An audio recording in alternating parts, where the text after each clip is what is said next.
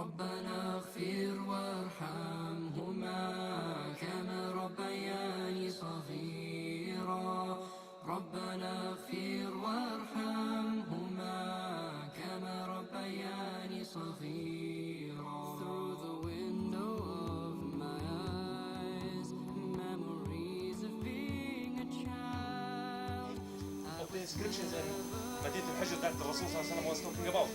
So, which means that as for us Muslims, we believe that the people who lived in Petra are the same people who lived in Al-Hajr, you know, and they were, you know, the people of Sayyidina Salih. Now, those people, they were traders. They used to make their life by trading leather, incense, spices, you know, from China, from Africa, from all around the world. Come through this way, where the oasis of Azraq used to be here, you stop. So they built this to be caravanserai, this castle, the basement.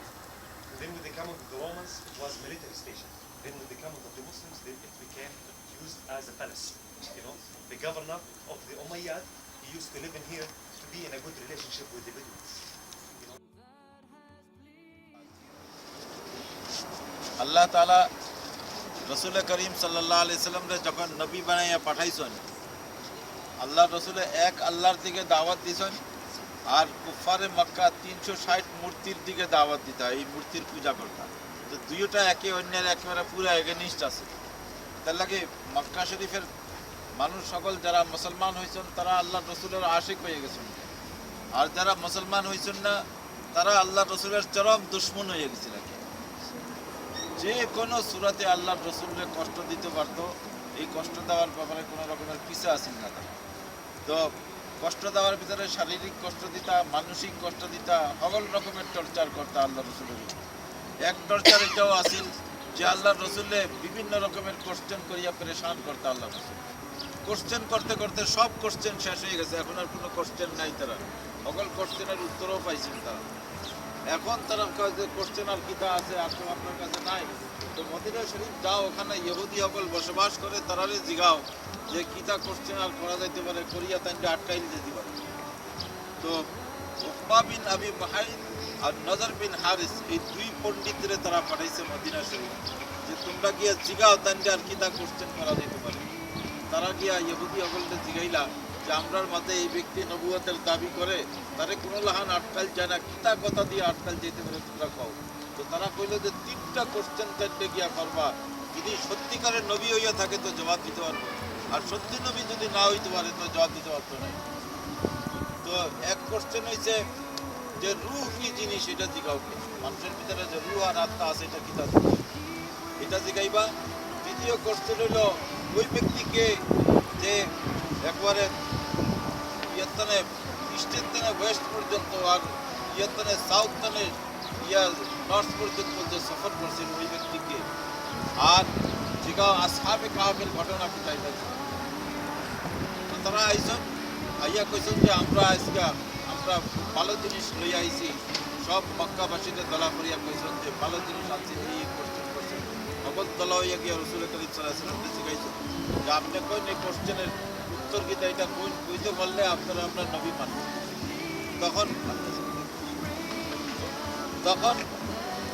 তখন রসুল করিম সাল্লাল্লাহু আলাইহি ওয়াসাল্লামে কইলা যে আগামীকাল তোমরা কইছো।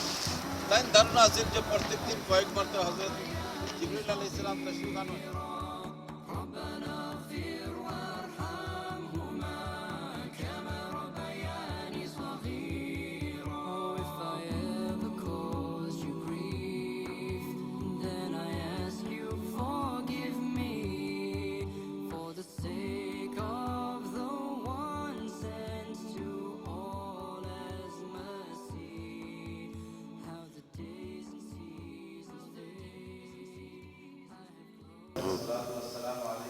الصلاة والسلام عليك يا شهيدا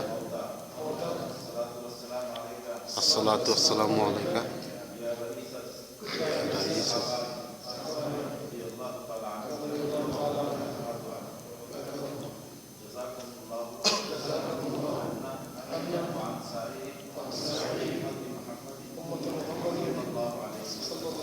Everyone can recite Surah Fatiha once and Surah Ikhlas 3 times and make intention of Isali Thawab for Hazrat Abdullah ibn Rawaha radiallahu anhu.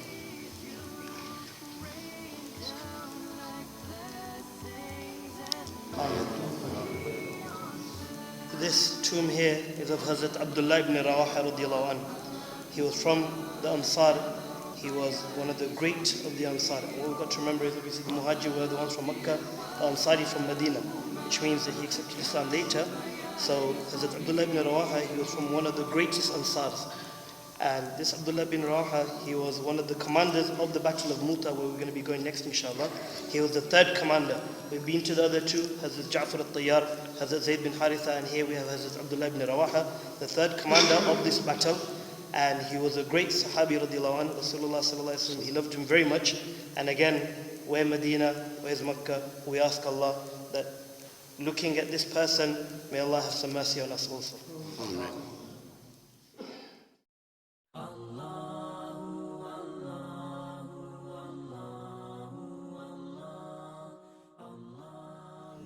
Serious war here.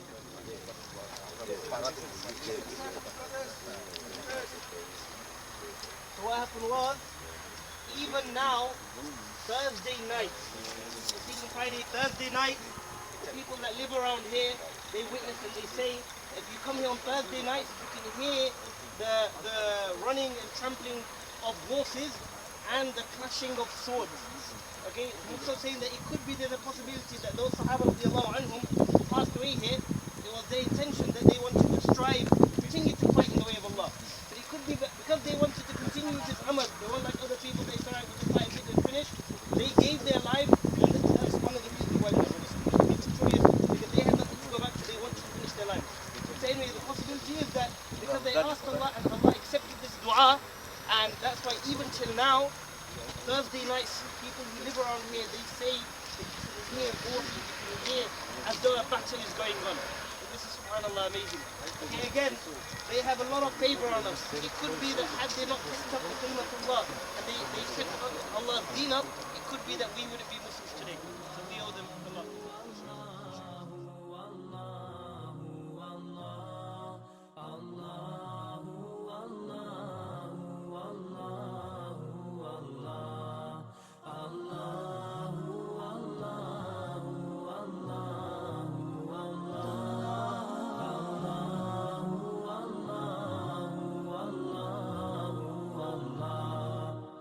तेरी चावर करता है तू बरकतों से दामन भरता है तू Wer ist der Mächtigste und der Barmherzigste? Wer hört unsere Gebete und schickt uns die Hilfe? Allahu, Allahu, Allah. Musa Islam was another famous prophet who was at the time of Fir'aun, the Pharaoh. Shu'aib Islam.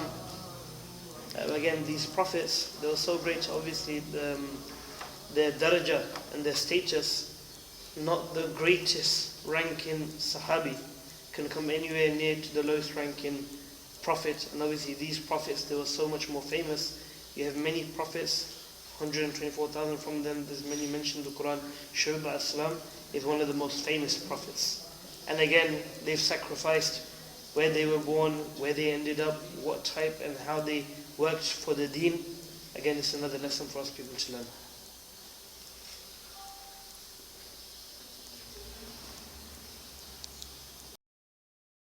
That surrounds the city of Bethlehem. Can you see it? Yeah, of course. Sure. See how big? What? No, this bus is not bulletproof because you are Muslim. You are protected by Allah. Yeah, you can see the wall. You can see the wall. That's to prevent us, Palestinians in the West Bank, from coming in here, from coming to Israel. Yes, that's Bethlehem. We are going there later on.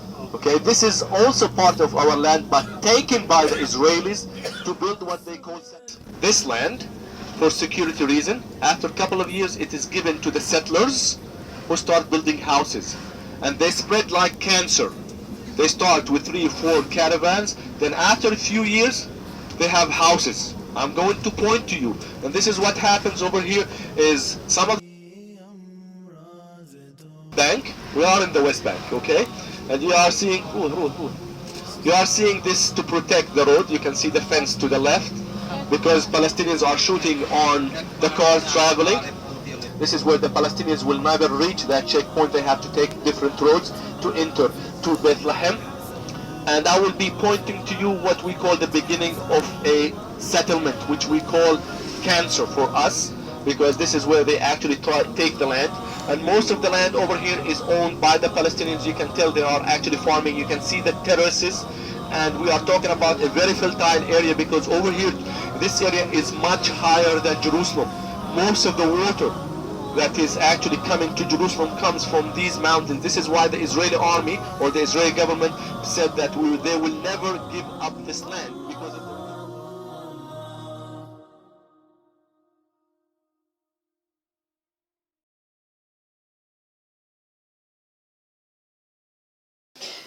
This is the mosque of Ibrahim alayhi salam. It's about 2,000 years old. This is the Al-Masjid Al-Ibrahimi. Okay?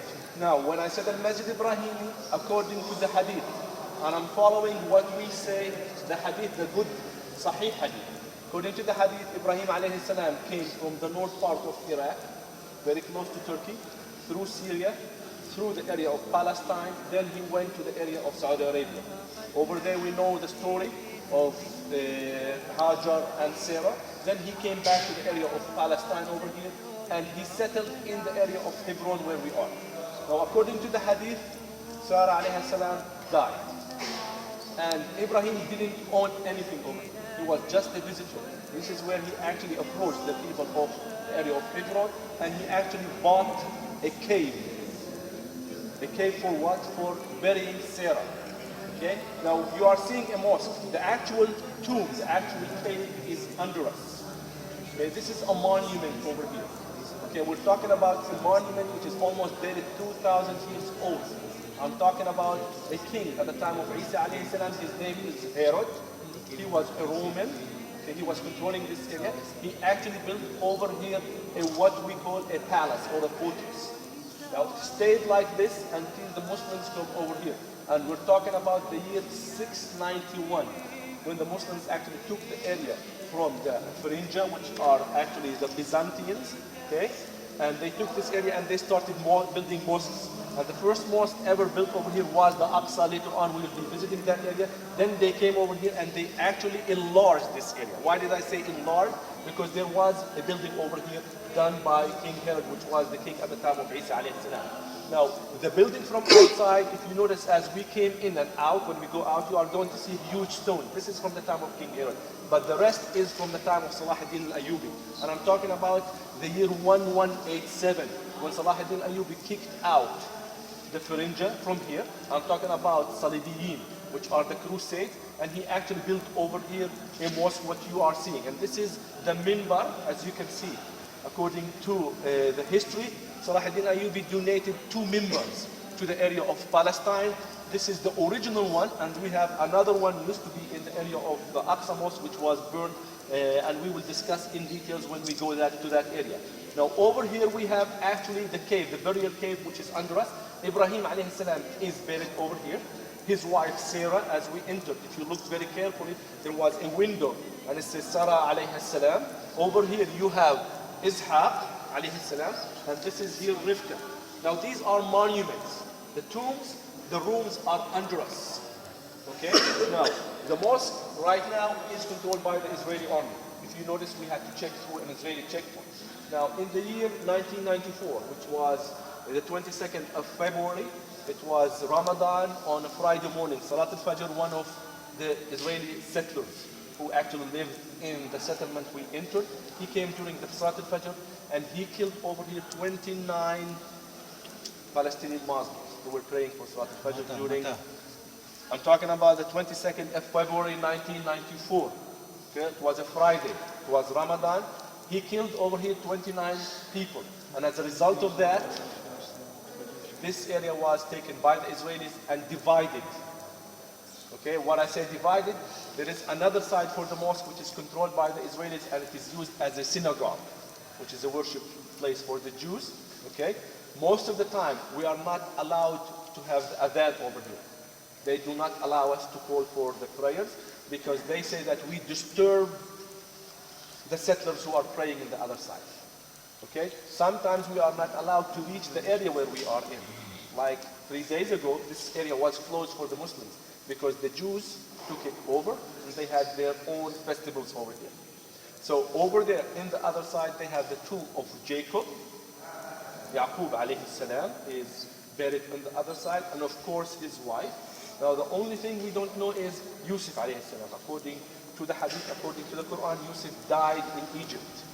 But he actually said to his sons that his bones should be brought over here to the area of Palestine, and he's buried actually in the area of Shechem, which is in the north of Palestine. It's about 4 hours drive from here. They have over there a tomb also for Yusuf alayhi salam, and it is controlled by the Israeli army. This is why you can see, if you look very carefully, there is a lot of cameras. Look. Cameras. This is where the Israeli army controls everything over here, and most of the time, as I told you, it is closed.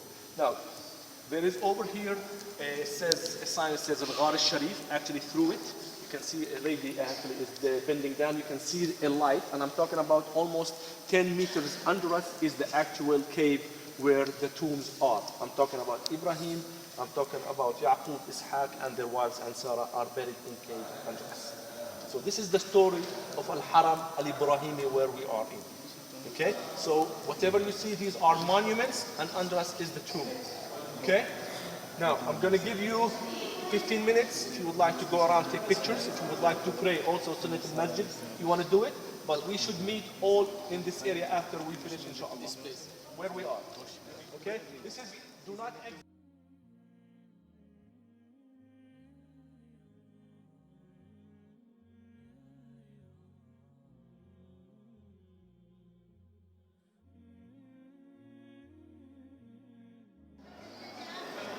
This is the grave of Ishaq alayhi salam. The point is, this whole area is blessed. It's being blessed, and we should take it as that blessing. We should make dua to Allah, and especially we should make dua to Allah. We've come to visit them. We've come to learn about them.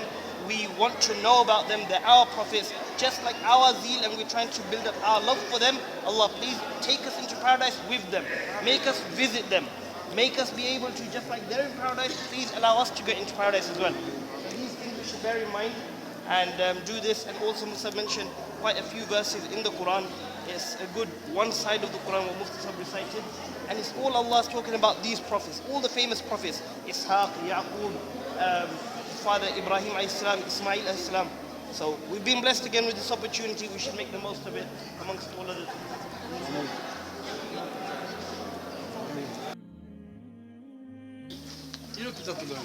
This is the shops, Palestinian shops. This is how they're operating their business. Because of the curfew, most of the shops can't trade.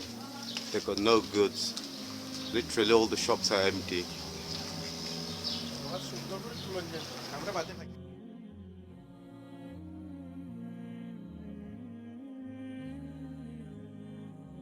দেখাইব যেখানে ইয়ার ঈসা আলাইহিস সালাম পয়দা হইছে ওই জায়গা দেখাই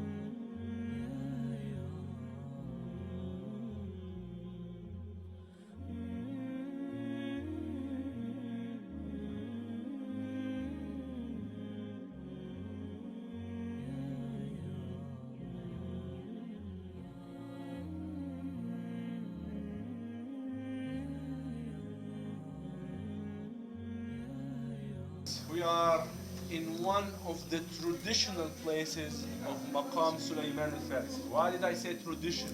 Now, as we know from history, okay, Sulaiman al-Farisi came with the Sahaba to open Jerusalem. And as we know from history, that he actually stayed in the area of Palestine for a time. But I say for a time because actually over here, at the time of the Sahaba, the whole area of what we call Bilad al-Sham was one country, which means people can travel to Lebanon, to Syria without any problem. Now we know that the Sahabi, when they opened this area, they moved to the north to take it from what we call the Farinja, or what we call the Christians at that time. Now history mentions that there was over here a plague, which is a disease that killed a lot of the Sahabis. Some of the Sahabis are actually buried very close to the Aqsa mosque. There's a cemetery over there. Now the tradition says that maybe not. This is the tomb of the Sahaba, which is Sulaiman al-Farisi. Maybe not. We're not sure, because there is one in the area of Iraq also, if you read about it. There is one also in Jordan. The same says Maqam Sulaiman al-Farisi. Okay? Now maybe this is one of the Sahabis, maybe it is Sulaiman, maybe it is one of the good men who were living in the area of Mount of Olives. Okay? And this tradition is taken back to the time of Salah ad-Din Ayyubi and after.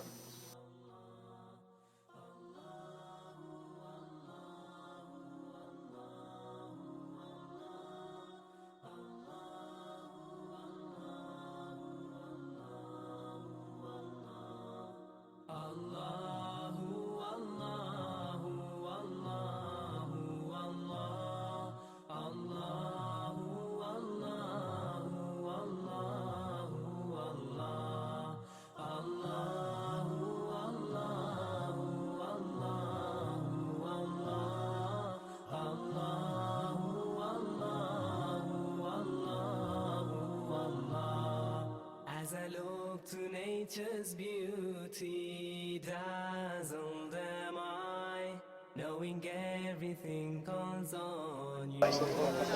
আর এখানটানে আর যে তরগিব দিছেন মানুষের উৎসাহ করতেছেন যে এখানেও আইলে এখানের কিছু জিনিস তোমরা খাইবা, এমনকি যদি কাঁটাওয়ালা পাতাও যদি হয় তবুও খাইও, এটা কইছেন আল্লাহ রাসূল। এখানে তো আমরা জিয়ারত করে লাইছি, আপনারা এখানে দোকানপাট আছে, দোকানপাট তো নেই।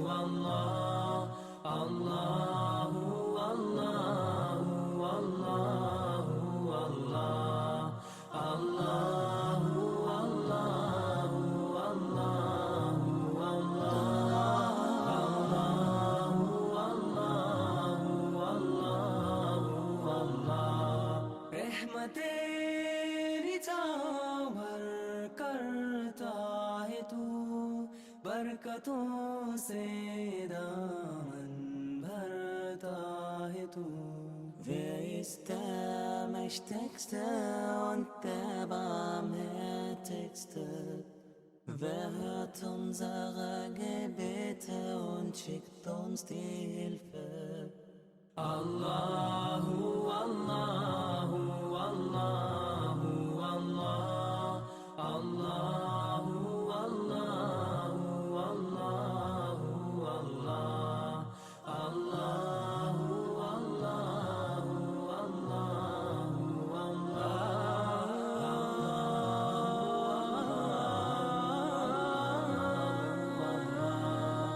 সৃষ্টি করেছো সুন্দর পৃথিবী, মানুষ পশু পাখি সাগর নদী. Vettem tu Allah te adorim, vettem prete yedim kerkoim. Allahu, Allahu, Allahu, Allah, Allahu, Allahu, Allahu,